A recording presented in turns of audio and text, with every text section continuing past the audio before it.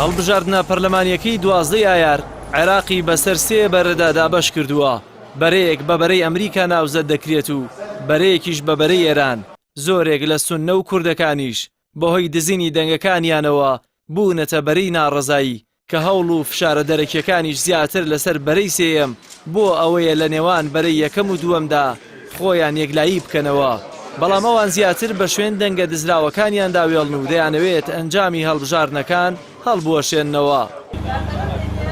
بە بڕوای چاودێرانی ڕەوشەکەش بوونی بەڵگە و دۆکیومنتەکان و هەوڵەکانی ئەنجومەنی نوێنەرانی عێراق و پێکێنانی لیژنەی تایبەت بۆ سەلماندنی ساختەکاری لە هەڵبژاردنەکان و هەڵوەشانەوەی ئەنجامەکەی تەنها لە کاتێکدا سەردەگرێت کە پێکێنانی حکوومەتی داهاتوو بەدڵی ئەمریکا نەبێت یان ئەو لایەنانەی ساختەکاریان بۆ کراوە لە کورد و سوننەکان بچنە پاڵ بەرەی ئێران کە ئەوانیش بریتین لە یەکێتی و پارتی لە کورد و نوجەیفی و مطلق و حەنجەر لە سوننەکان کە لە 6 پارێزگای عێراق ساختەکاریان بۆ کراوە.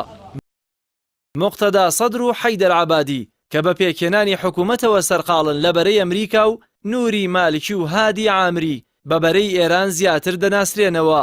ئەوەشی ڕوون و ئاشکرایە زۆرینەی قەوارە و لایەنەکانی تر لە کورد و سوننە مەزەبەکان بەهۆی ساختەکاری لە هەڵبژاردنەکانەوە بە هەڵوەشانەوەی هەڵبژاردن سەرقاڵن.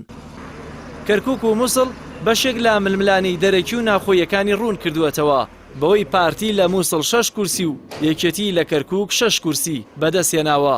تورکیاش کە زیاتر بێدەنگی هەڵبژاردووە بەڵام لەسەر کەرکووک بەدەنگ دێت و وەزارەتی دەرەوەی ئەو وڵاتە پێی وایە لە کەرکووک ساختەکاری کراوە. بە بڕوای چاودێرانی سیاسیش تورکیا و ئێران لەسەر کەرکووک و مووسڵ ڕێککەوتنیان هەیە. خواستی هەڵوەشانەوەی ئەنجامی هەڵبژاردنەکان زیاترە و لایەنانە دەگرێتەوە کە باوەڕیان وایە دەنگەکانیان دزراون بە تایبەت لە هەرێمی کوردستان 4 لایەنەکە کەچی ئێستا پاڵپشتەکانیان لە ناوخۆ و دەرەوە زیاتر بووە. لە سەراستی ناوخۆ حەیدەر عەبادی سەرۆکوەزیرانی عێراق لیژنەی تایبەتی بۆ لێکۆڵینەوە پێکێناوە بە ئاڕاستەی بوونی ساختەکاری و هەڵوەشانەوەی ئەنجامی هەڵبژاردنەکە. لە سەراستی دەرەوەش وەزارەتی تورکیا باز لە بوونی ساختەکاری دەکات بە تایبەت لە کەرکووک.